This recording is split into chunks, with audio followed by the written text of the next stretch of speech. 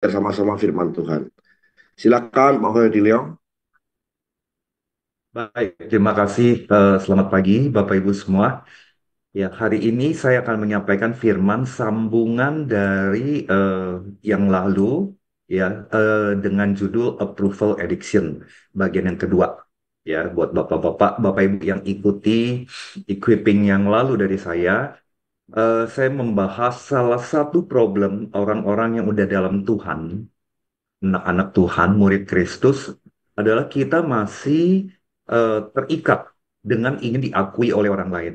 Kita ingin dihargai oleh orang lain. Dan bahkan kita mengejar hal itu untuk kita merasa diri kita berharga, untuk merasa diri kita diakui, untuk merasa kita diterima oleh orang lain. Nah, bahkan orang yang tergila-gila dengan pengakuan orang lain menggunakan berbagai cara, menggunakan banyak energinya dia untuk bisa diterima oleh orang lain. Dan udah pasti itu sangat melelahkan ya. Nah, saya akan lanjutkan di bagian yang kedua. Dasar firman yang saya pakai dan yang ini yang menjadi prinsip yang kita mesti pakai untuk bisa kita keluar dari approval addiction, kecanduan untuk diterima, ya, kecanduan untuk mau diakui terus-menerus. Nah, Bapak-bapak, Bapak Ibu sekalian, firman yang saya pakai saya ambil dari Galatia 2 ayat 20. Ini adalah firman yang sangat terkenal, ya. Ini yang bisa menjadikan landasan kita supaya kita bisa terbebas, ya, dari ketagihan untuk mendapatkan pengakuan dari orang lain, ya. Galatia 2 ayat 22. Saya ingin Bapak Ibu, mari kita baca, nggak usah buka mic, kita baca dalam hati, ya, di lokasi masing-masing, ya.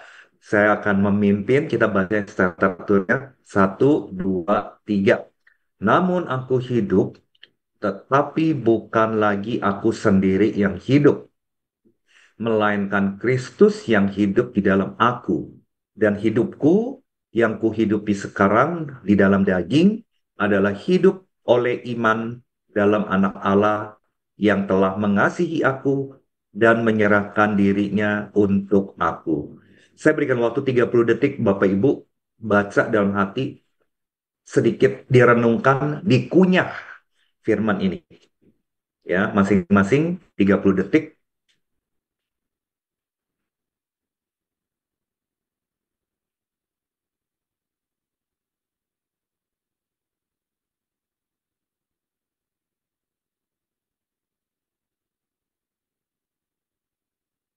Ya, kata kuncinya adalah bukan lagi aku sendiri yang hidup, melainkan Kristus yang hidup di dalam aku. Saudara, Rasul Paulus menyampaikan firman ini pada jemaat di Galatia, Bapak Ibu. Nah, kita coba sedikit bedah. Apa makna dari Galatia 2 ayat 20 ini, ya?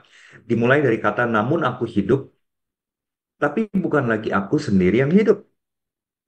Ya, di sini Paulus menyatakan bahwa dirinya secara pribadi sudah mati dalam arti rohani.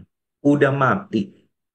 Yang dimaksud adalah kematian terhadap apa, Bapak Ibu? Kehidupan yang lama, udah mati.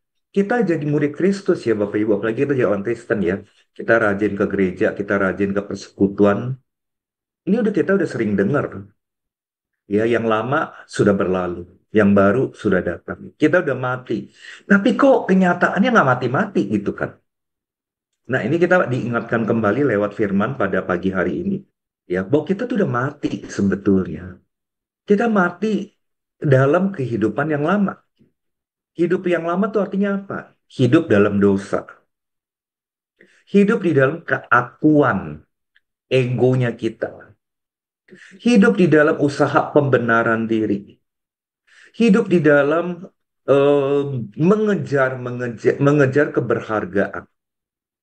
Ya, hidup dalam apa lagi Bapak Ibu sekalian yang lama? Hidup di dalam mengejar pengakuan-pengakuan. Harusnya kita udah mati. Ya, identitas lama kita udah nggak ada harusnya. Ya, identitas lamanya sebagai orang yang hidup menurut hukum telah digantikan.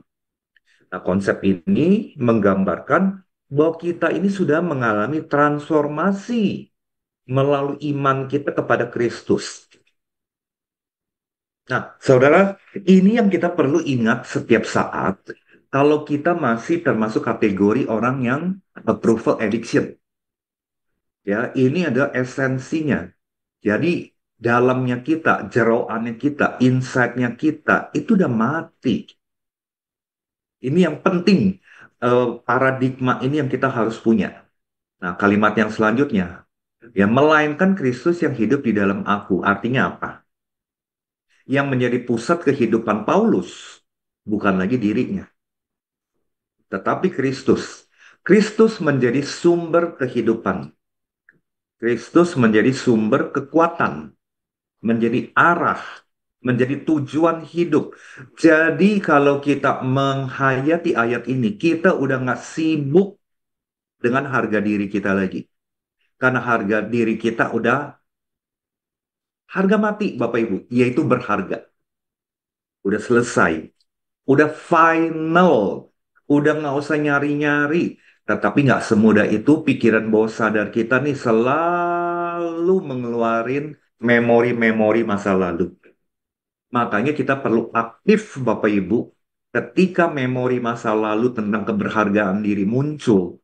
Kita perlu secara aktif, ya, kita lawan dengan paradigma dari Galatia 2 ayat 20 ini. Kristus adalah sumber hidupku. Artinya ketika Kristus menjadi sumber hidupku, diriku yang lalu-lalu, ya, dengan 1001 variasi, dengan 1001 versi, itu udah nggak relevan lagi. Ada kata amin, coba ketik kata amin. Ya, jadi hidupku yang lalu-lalu mau labelnya apa, mau kejadiannya apa, mau traumanya apa, mau kualitasnya seperti apa, sudah tidak relevan di saat ini. Udah nggak relate di saat ini. Udah nggak nyambung di saat ini. Karena Kristus yang menjadi sumber hidupku. Kristus yang menjadi kekuatanku. Kristus yang menjadi arah hidup. Ya, jadi pendapat orang lain, kutukan dari orang lain, perkataan dari orang lain, opini dari orang lain yang tidak baik tentang diri saya, udah nggak relate, udah nggak nyambung, udah nggak berlaku. Alias expired, Bapak Ibu sekalian. Ya, karena apa? Kristus adalah sumber hidupku, seperti kata Paulus. Nah, ini menunjukkan hubungan yang sangat intim dan kita menyatu antara orang percaya, yaitu kita, dengan Kristus. Kita bukan hanya ngikut Yesus, tapi Yesus yang tinggal di dalamku. Jadi kesadaran ini loh yang kita perlu nyalakan setiap hari. Ya, ini seperti lilin, Bapak Ibu. Ketika kita mencari keberhargaan lagi, kita ada di dalam gelap. Seperti kita ada di dalam ruang gelap. Bahkan jendelanya nggak ada, Bapak Ibu. Apa yang harus kita lakukan? Ambil lilin, menyalakan. Lilinnya dinyalain. Ketika lilinnya dinyalain, maka Kristus itu hidup di dalam aku. Karena diriku adalah kegelapan. Diriku masa lalu adalah kegelapan. Kita butuh lilin, kita butuh korek api, kita butuh tindakan untuk menyalakan. Nah, banyak murid Kristus, lilinnya ada, korek apinya ada, sedang di dalam ruang gelap, tapi nggak dinyalakan lilinnya. Lilinnya hanya pajangan, lilinnya hanya digeletakin. Ayo, siapa yang selama ini seperti itu? Ya, jadi butuh satu tindakan nyata. Ambil korek apinya, nyalakan lilin apinya, nyalakan lilinnya. Ya, karena Kristus adalah diibaratkan seperti sinar terang di dalam ruang kegelapan itu. Ya, nah, kalau kita lakukan hal itu, kalau kita punya paradigma itu, ini menunjukkan kita punya hubungan yang intim dan kita menyatu dengan Kristus. Dan Kristus ada di dalam kita. Setuju nggak, saudara? Ya, saya ingin saudara coba renungkan. Saudara ingat lilin dan nyala api lilin. Jadi ketika saudara ada di dalam kegelapan, kembali lagi saudara merasa nggak berharga, minder, anak bawang, nggak masuk dalam hitungan. Ya, di gereja saudara dianggap nggak ada hitungannya deh. Ya, saudara nggak dianggap gitu ya. Didengar aja juga enggak gitu loh Bapak Ibu. Dan ketika iblis colek saudara, makanya lu mah nggak berharga loh. Gitu ya, misalnya ya. Ayo ambil lilinnya, nyalain apinya. Ya, jadi kita nggak mau lama-lama di ruang gelap. Nah, Paulus bilang lagi, dan hidup yang kuhidupi sekarang di dalam daging. Ya, kita mesti sadari, kita masih daging. Kita ada masih keinginan daging, keinginan mata. Nah, kalimat ini menunjukkan apa? Meskipun Paulus hidup secara jasmani di dunia, dia declare dirinya, kehidupannya tidak lagi dijalankan menurut kehendak daging. Kehendak daging yang ingin diakui, dihargai, diperhatikan. Kalau nggak diperhatikan, berarti saya mesti mengejar untuk diperhatikan. Ya, kehidupannya tidak lagi dijalankan menurut kehidupan daging atau prinsip duniawi. Yang kata daging di sini mengacu pada keberadaan manusia yang masih punya tubuh jasmani. Kita harus sadari kita masih ada di dalam daging. Ya, tetapi kita tidak menjalankan kehendak daging kita. Kita lawan daging kita dengan nyalakan lilin terus. Apinya dinyalain terus. Supaya kita menyadari Kristus sedang hidup di dalam aku. Sedang hidup. Continuous it. Ya, continuous tense. Kalau bahasa Inggrisnya. Berlangsung terus-menerus. Dengan catatan kita nyalakan terus apinya. Ya. Dan Paulus juga bilang, hidupku hidup oleh iman dalam anak Allah.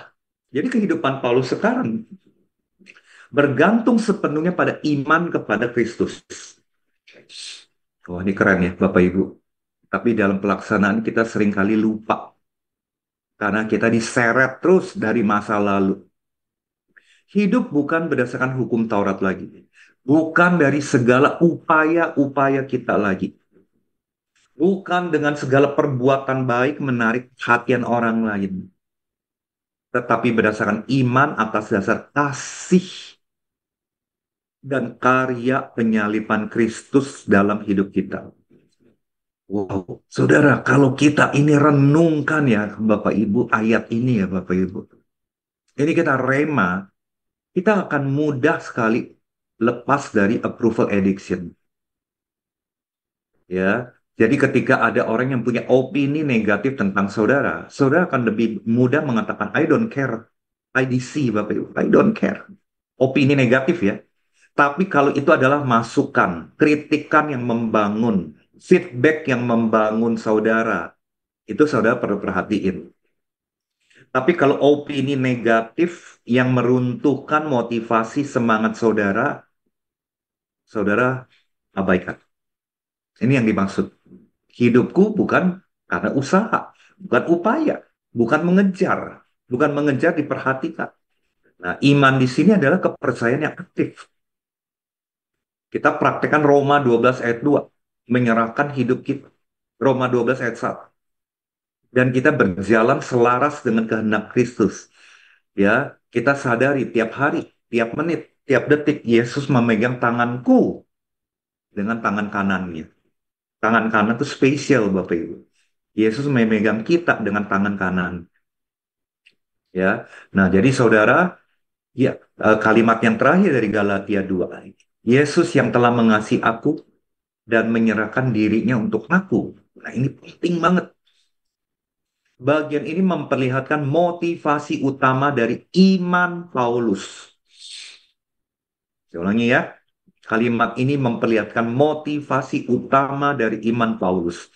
Kasih Kristus yang pribadi dan pengorbanan yang total untuk kita. Nah, jadi penekanannya pada mengasihi aku. Untuk aku. Jadi menunjukkan betapa personalnya kasih Kristus untuk kita, Bapak Ibu. Jadi keberhargaan diri kita itu udah digantikan oleh pengorbanan Yesus untuk diri kita. Berarti kita udah sangat berharga. Dan ini adalah dasar dari perubahan hidup dan penyerahan diri Paulus. Jadi hal-hal yang toksik, hal-hal yang meruntuhkan kita punya hidup, hal-hal yang meruntuhkan semangat kita, ya, perlakuan-perlakuan orang lain terhadap diri kita yang tidak membangun hidup kita, itu sampah. Ya, Paulus juga mengatakan, pokoknya hal-hal yang tidak berguna itu adalah sampah. Aku abaikan aja. Yang lama sudah berlalu, yang baru sudah datang. Nah, jadi Galatia 2 ayat 20, wow. Satu ayat ini Bapak Ibu sekalian bisa mengubah banyak hal dalam hidup kita. Ada satu orang Bapak Ibu sekalian, ya, ini sebuah testimoni ya di dunia sekuler. Ada seorang gadis usia 25-an, pinter sekali Bapak Ibu, orangnya pinter banget kerjanya, tapi dia ada problem, selalu datang terlambat. Jadi perilakunya selalu datang terlambat kerja. Atasannya, supervisornya udah tegur, udah berkali-kali menegur dia, nggak ada perubahan. Manajernya udah menegur dia, nggak ada perubahan. HRD juga udah menegur dia, nggak ada perubahan. Jadi dia udah kerja di perusahaan ini hampir 3 tahun. Ini orang pinter banget, tetapi tidak memberikan teladan yang baik kaitan dengan waktu dan sering datang telat. Akhirnya Bapak Ibu, gadis ini dikirim untuk di coaching. Ya, intinya pesannya adalah gini pada coachnya. Tolong dong cari akar masalah dia apa sih. Dan dengan harapan dia berubah. Ini orang intinya begitu ya. Karena bayar Bapak Ibu. Bayar di coaching, dicari akar masalahnya. Ketahuan akar masalahnya. Nah, ternyata akar masalahnya pada waktu dia masih kecil. Ya, pada waktu dia masih kecil, Bapak Ibu, setelah dia dilahirkan oleh papa mama yang pedagang. Jadi punya toko. Nah, jadi ketika udah 2 bulan, mamanya udah mulai fit, tiap pagi jam 6 pagi dia akan bawa anak ini, masih bayi, Bapak Ibu, ke rumah opa omanya, ke rumah kakek neneknya. Jam 6 pagi diantar kepada opa oma yang ngurus, nanti jam 7 malam, jam 8 malam, papa mama pulang dari toko, jemput dia lagi, bawa pulang lagi. Itu dilakukan bertahun-tahun. Nah, ini jadi kejadiannya usia 5 tahun, Bapak Ibu. Ini anak merasa lonely. Ya, ketemu papa mama jarang banget. Jadi ketika papa mama jemput jam 7 malam, jam 8 malam, dia biasanya juga udah ngantuk. Ini yang dia, itu yang dia alami selama 4 tahun, 5 tahun kehidupan tamanya dia. Nah, suatu saat dia memecahkan porselin opanya, porselin yang mahal banget, yang berharga, nggak sengaja dia jatuhkan porselin itu. Ya, prang! Bapak Ibu lululan itu porselin. Wah, kakek neneknya, opa omanya, yang ngomelin dia, ngocehin dia, bisa nggak tahu setengah jam lebih lah kira-kira. Nah, lalu apa yang ditangkap oleh gadis kecil ini? Yang dia tangkap, Bapak Ibu, maknanya adalah, wit, tumben nih si opa bisa ngomong panjang lebar, perhatiin saya. Karena selama ini nggak dia perhatiin dia. Berarti ini orang haus perhatian, Bapak Ibu. Ya, haus didengar. Nah, ketika dia bikin masalah, opanya perhatiin dia dengan cara ngomong, ngoceh, nasehatin. Omanya juga ngoceh, ngoceh, ngoceh, ngoceh. Ngomel, ngomel, ngomel, ngomel. Nah, ketika malam dijemput oleh papa mama, ya si opa nyampein kepada papa mama perilaku si gadis kecil ini. Pulang sampai di rumah, papa mama juga ngoceh, ngoceh, ngomel, ngomel, ngomel. Saya mau tanya saudara, pola pikir apa yang dia dapatkan ketika dia mengalami kejadian itu? Nah, pola pikir yang dia dapat begini. Supaya saya diperhatikan, saya harus bikin masalah. Kalau saya bikin masalah, saya akan dapat perhatian. Jadi 5 tahun hidup tanpa dapat perhatian, dia haus akan perhatian. Dia haus untuk dapat persetujuan. Nah, oleh karena itu dia mendapatkan sebuah pengalaman dengan pola pikir yang salah. Sejak saat itu Bapak Ibu, dia menjadi anak yang nakal untuk mendapat perhatian. Jadi hati-hati Bapak Ibu. Kalau anak-anak Anda itu nakal, ya teriak-teriak gitu ya, ada kemungkinan itu dalam rangka mendapatkan perhatian dari Anda. Nah, pola ini dipakai sampai dia dewasa. Bahkan dia waktu di SD, SMP, SMA terkenal bandel. Perempuan ya.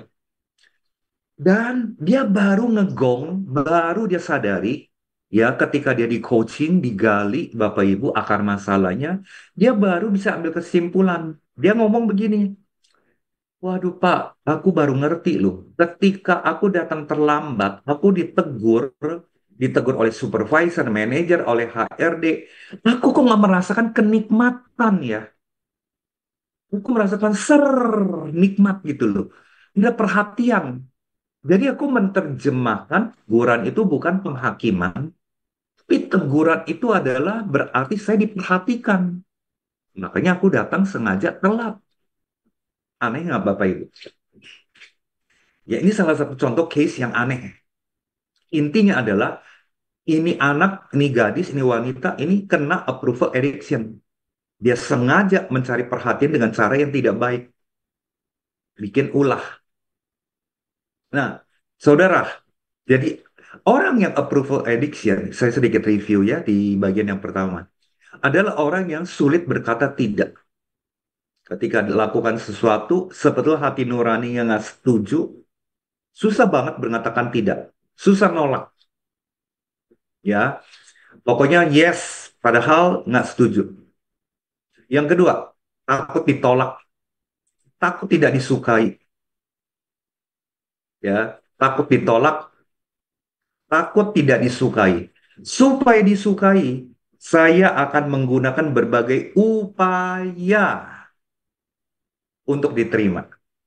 Dengan cara traktir lah, cara menyenangkan dia lah, cara memenuhi dia punya permintaan lah, walaupun setengah mati. Bahkan saudara setuju nggak? Ada orang-orang yang ikut pelayanan di gereja, Bapak Ibu. Supaya untuk diterima, supaya untuk disukai. Ya, bahkan dari Senin sampai Senin, Bapak Ibu sekalian, ya, pokoknya sibuk untuk pelayanan. Sebetulnya kalau dicek, motifnya apa sih? Apakah motifnya mengasihi Kristus, melayani Tuhan, atau melayani manusia? Makanya orang-orang kayak gini ya Bapak Ibu, ketika satu saat nggak diperhatikan oleh pemimpin rohaninya, ketika satu saat dikritik oleh pemimpin rohaninya, diabaikan oleh pemimpin rohaninya, waduh, sakitnya sampai ke tulang sumsum Bapak Ibu. Karena dia melayani motifnya ada untuk mencari, untuk diterima, untuk disukai, untuk dibilang kamu luar biasa. Ya, itu mirip ketika kita posting di Instagram, kita berharap dapat like, kita berharap dapat komen yang bagus. Ya, jadi hati-hati. Ketika kita melayani Tuhan dengan motif seperti itu, saudara, kita akan gampang sekali kecewa. Kita akan pindah gerejanya gampang sekali, Bapak Ibu. Kenapa? Karena kita nggak dapat approval. Kenapa nggak dapat approval? Karena itu yang aku kejar. Jadi aku kejar itu bukan kejar untuk menyenangkan Kristus. Tapi yang saya kejar adalah menyenangkan pendeta, pemimpin rohani, ya. Bahkan ada orang-orang tertentu, Bapak Ibu, kita melayani di gereja, kita mau menyenangkan orang-orang kaya. Kalau orang kaya, kita akan lakukan apapun supaya diterima dalam circle-nya dia, disukai oleh dia. Tapi kalau orang yang kekurangan secara finansial, saya abaikan. Kenapa ada orang kayak begitu? Karena dia mengejar approval. Hati-hati, Bapak Ibu. Ya, menurut saudara ada nggak orang kayak gitu di gereja? Ya satu dua pasti ada lah di gereja saudara ya. Motif-motif yang salah ya. Motif-motif mengejar sesuatu yang fana Bapak Ibu. Nah, orang yang approval addiction adalah orang yang sering mengorbankan dirinya demi menyenangkan orang lain. Ya, makanya orang-orang kayak gini, Bapak Ibu, lelah secara mental. Energinya habis untuk melakukan hal ini. Butuh pujian untuk merasa berharga. Makanya orang kayak gini nggak ditelepon oleh PKS-nya, sel leader-nya. Wah, tersinggung Bapak Ibu. Gue nggak mau datang lagi ke Komsel ini. Saya pindah aja. Ya. Atau Bapak Ibu nggak dilibatkan dalam diskusi, nggak dilibatkan dalam meeting, Bapak Ibu. Ya, nih kalau kita konteksnya pelayanan ya Bapak Ibu. Wah, meradang Bapak Ibu. Meradang banget. Kalau itu ada masih di kita, hati-hati. Berarti kita belum mati Bapak Ibu. Kita masih approval addiction. Yang kelima, kita hindari konflik supaya tetap diterima. Ya, bukan juga kita cari gara-gara untuk konflik ya. Bukan artinya kayak begitu ya, Bapak Ibu ya. Oke. Nah, fakta tentang approval addiction yang Bapak Ibu perlu tahu nih, bahwa approval addiction sumbernya seringkali berasal dari masa lalu, terutama di masa kecil, di mana kebutuhan kita dihargai, diakui, divalidasi, diteguhkan oleh papa, oleh mama, kita nggak dapat. 12 tahun nggak dapat, Bapak Ibu. Kita akan kelaparan. Ketika kita kelaparan, seumur hidup, kita akan mengejar. Ya namanya lapar, butuh makan. Kita akan mengejar makanan itu. Makanan itu adalah apa? Diakui, diterima, dihargai, ya, diapresiasi. Nggak salah loh ya, kita diakui kita butuh. Diapresiasi kita butuh, tapi dalam takaran yang normal. Tapi ketika kita kelaparan pada waktu kita kecil, 12 tahun pertama, apalagi kita mengalami fatherless, ayah yang tidak berfungsi, kita kelaparan Bapak Ibu, kita akan ngejar makanan. Orang yang lapar ngejar makanan. Setuju nggak? Bahkan makanan di tong sampah pun kita akan ambil. Karena lapar banget. Sama, jiwa kita ketika tidak mendapatkan approval ini dari orang tua, maka kita akan mengejar itu seumur hidup sampai kita ketemu Kristus, sampai kita mengalami Kristus, sampai Kristus yang menyala di dalam hidup saya. Makanya tadi metafornya saya lilin, nyalain dong, hadirkan Kristus. Ya, awareness, kesadaran penuh berjalan bersama Kristus. Sampai kita berjalan bersama Kristus, kita akan berhenti mengejar hal itu. Capek ya, Bapak Ibu ya. Nah, sekali lagi buat saudara yang juga mengalami approval addiction, hai dong, kasihani anak-anak saudara. Jangan lakukan itu terhadap anak-anak saudara lagi. Setuju? Ketik angka satu kalau setuju. Jangan turunkan hal ini kepada anak-anak Bapak Ibu. Ya, jangan wariskan approval addiction ini kepada keturunan saudara. Capek loh. Makanya anak-anak saudara perlu Bapak Ibu, sangat perlu Bapak Ibu sekalian, approval. Apalagi masih kecil. Puaskan dari orang tuanya, dari papa mamanya aja udah. Ya, puaskan itu biar dia juga ketemu Tuhan. Dia nggak usah perlu cari di mana-mana lagi. Dia nggak usah shopping di mana-mana. Yang kedua, ya, approval addiction itu mirip dengan candu. Seperti orang kecanduan dapat like di medsos, Bapak Ibu. Ya, beberapa menit sekali, beberapa jam sekali dia cek. Ada yang like nggak? Berapa yang like? Kemudian Bapak Ibu, orang yang approval addiction dari permukaan kelihatannya baik, nggak ada masalah. Tapi dia sering lelah di dalam. Ya, saya pernah menjumpai, tapi saya nggak bilang banyak ya, di gereja Bapak Ibu. Ada orang yang rajin pelayanan, maha hadir Bapak Ibu. Ya, forum ini dia ada, forum ini dia ada, forum ini dia ada. Pertanyaan saya, dia kapan punya waktu buat anaknya ya? Kapan dia punya waktu buat pasangannya ya? Jadi di mana-mana hadir Bapak Ibu. Sebenarnya nggak salah sih. Saya juga nggak mau hakimi ya. Saya nggak mau hakimi orang seperti ini. Cuma kalau lagi iseng saya lagi tanya, dia motifnya benar nggak ya melayani Tuhannya nih ya? Ya kalau dia motifnya adalah betul-betul untuk Kristus, Bapak Ibu, pasti Bapak Ibu ya nanti diuji loh. Kita akan diuji loh. Saya sendiri juga mengalami pengujian itu bertubi-tubi. Kita akan diuji loh Bapak Ibu. Ketika kita ditolak, tidak dikontak, tidak dilibatkan, bahkan diomongin Bapak Ibu. Kita udah habis-habisan melayani Tuhan, dedikasikan di gereja, di komsel, diomongin di belakang. Apa respon kita? Kalau kita mendidih, Bapak Ibu, respon kita ya, mendidih, Bapak Ibu.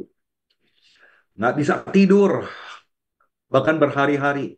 Hati-hati, Tuhan lagi mengetes approval addiction kita udah sembuh belum? Ya, tapi ketika kita berhasil melawan, kita berhasil menangani dengan baik, itu sebuah tes. Ya, contoh Bapak Ibu. Saudara kena radang atau kena COVID deh. Ini lagi musim ya. Lagi kena radang, batuk, kena pilek, Bapak Ibu, badan lemes, demam, segala macam. Minum obat dong, minum obat kan. Setelah minum obat, radang hilang, batuknya juga hilang, pileknya hilang, Bapak Ibu. Nah, kita tes dong. Ketika minum air es, batuk lagi nggak? Betul nggak, Bapak Ibu? Sama.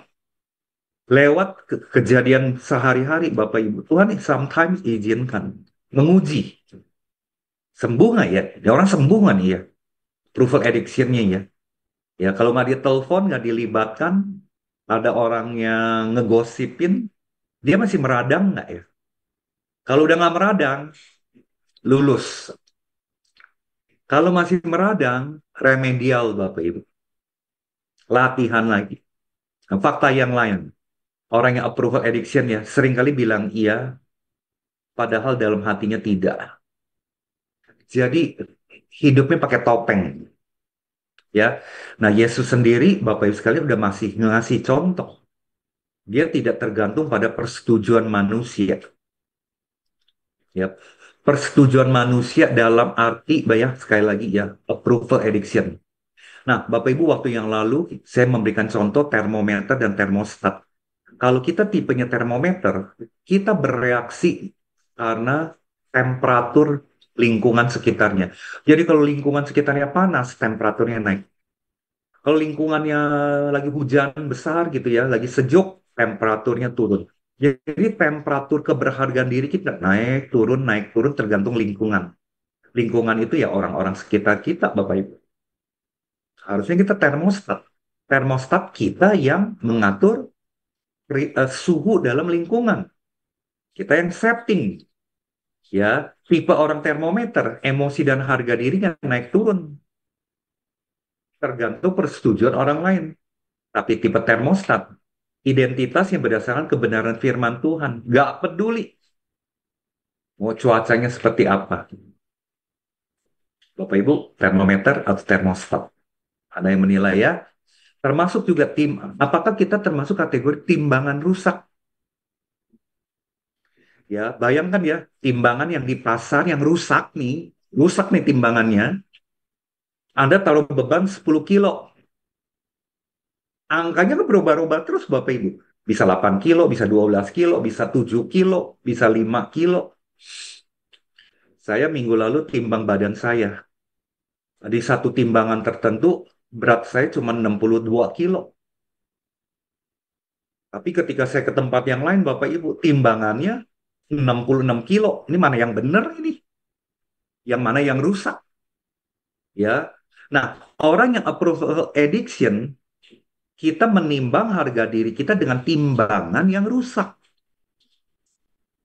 Yaitu berdasarkan opini manusia yang berubah-ubah.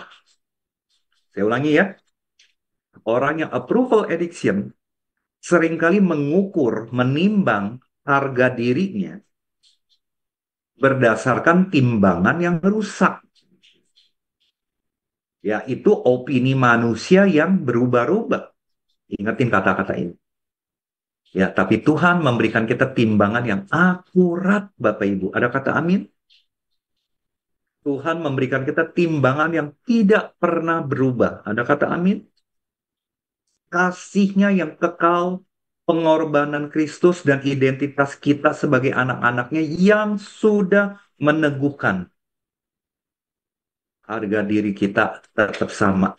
Jadi wake up call-nya ini buat diri kita. Wake up call-nya buat diri kita. Ya, setiap detik yang Anda habiskan untuk mencari persetujuan orang lain adalah detik-detik yang dicuri dari tujuan mulia Tuhan atas hidup kita. Saya ulangi ya, setiap detik yang kita habiskan untuk mencari persetujuan dari orang lain adalah momen-momen yang dicuri dari tujuan Tuhan atas hidup kita. Nah, Bapak Ibu, saya tanya kembali kepada diri kita semua. Berapa banyak keputusan penting kita yang dibuat berdasarkan dari sungkan-sungkan yang macam-macam? Berapa banyak impian Anda dikubur karena takut dinilai oleh orang lain? Alah, lu mah nggak mungkin lah, lu payah lah, lu nggak bisa. Berapa banyak waktu Anda untuk Anda jaga image? Come on, ini wake up call. Ya, pagi ini ada wake up call. Berapa sering Anda merasa Anda diserang keberhargaan diri Anda? Ini wake up call. Ayo bangkit. Hidupku bukannya aku lagi. Ya, mengapa sih Anda harus terbebas, Bapak Ibu? Karena Tuhan punya rencana yang spesifik untuk hidup Anda. Setuju? Saya ingin Anda katakan amin dalam hati saudara. Tuhan punya rencana spesifik untuk hidup Anda. Yang kedua, keluarga Anda membutuhkan versi asli dari diri Anda. Apa adanya. Nggak usah pakai topeng. Dunia membutuhkan kontribusi unik dari talenta yang Tuhan sudah kasih Anda. Jadi Anda harus merasa, Anda harus terbebaskan dari takut dinilai oleh orang lain. Jadilah versi terbaiknya Anda. Ya, generasi Anda, anak cucu Anda akan mengikuti jejak Anda. Kalau Anda hidup dari bebas, Anda bebas dari mengejar pengakuan-pengakuan Bapak Ibu, maka Anda akan juga menurunkan mindset kepada generasi yang selanjutnya dengan cara yang benar.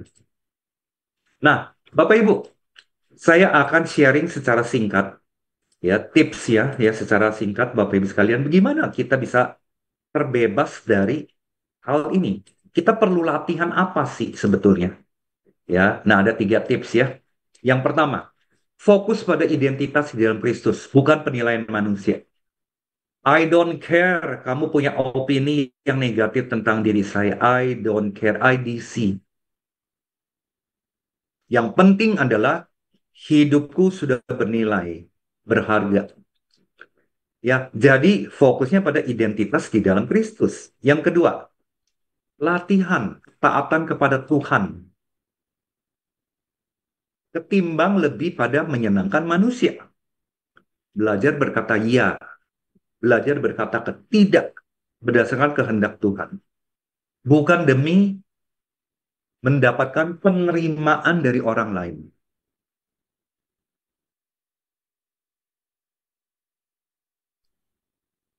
Termasuk Bapak Ibu.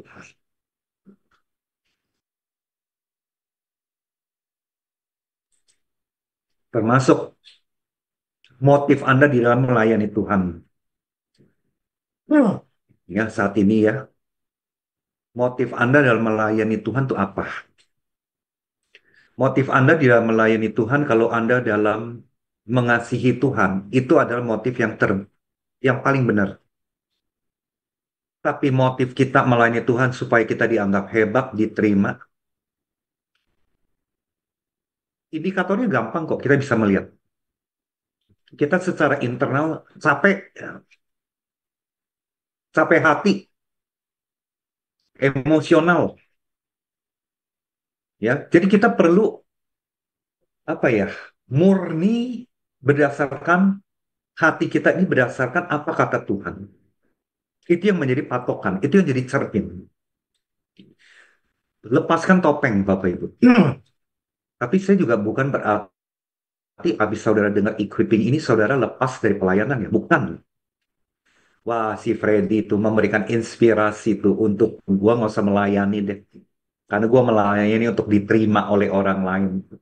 Ya udah, besok hari Minggu saya mau bilang sama pendetaku, aku nggak mau melayani lagi. Bukan begitu loh, saudara. Jangan salah tangkap. Ya justru saudara tetap harus melayani Tuhan. Tapi motifnya, saudara mesti motif yang benar. Setuju nggak? Ya, saudara setuju nggak Bapak Ibu? Ya motifnya adalah nah, Tuhan. Motifnya adalah untuk menyenangkan hati Tuhan. Orang mau kritik saya yang meruntuhkan saya abaikan. Tapi kalau kritik itu membangun saya, membuat saya lebih baik, saya akan terima, saya akan berubah. Nah, yang ketiga, renungkan kasih Allah yang tidak bersyarat setiap hari. Ya, semakin kita memahami Allah mengasihi kita apa ada, semakin tidak perlu lagi kita mengejar validasi orang lain. Semakin tidak perlu lagi kita haus dengan pengakuan manusia. Setuju ya, Bapak Ibu?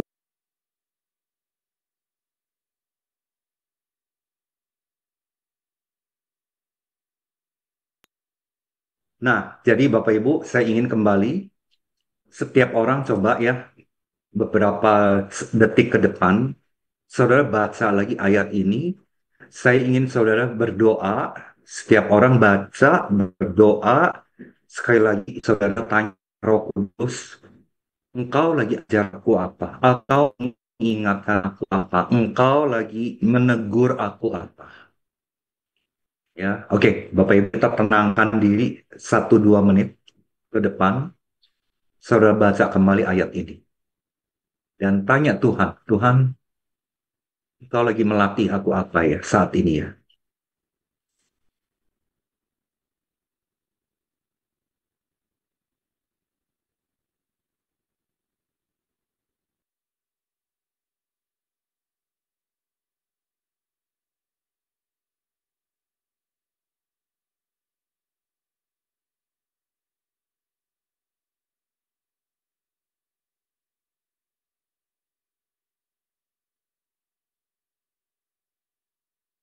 Silakan saudara berdoa masing-masing, saudara dialog dengan Tuhan dalam doa,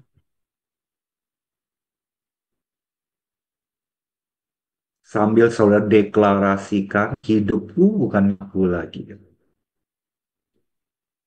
tapi lilin yang bernyala di hidupku yang menerangi kegelapan dan jiwa.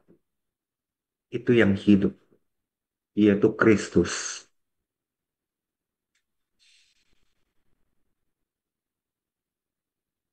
Mari kita mengucap syukur juga dalam doa kita. Tuhan, terima kasih Tuhan. Aku sudah diterima Tuhan apa adanya. Silakan saudara mengucap syukur status dan identitas saudara di hadapan Kristus.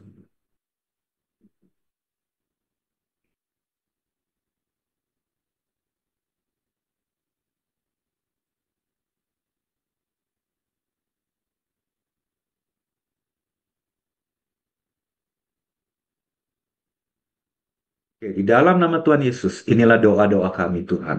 Amin.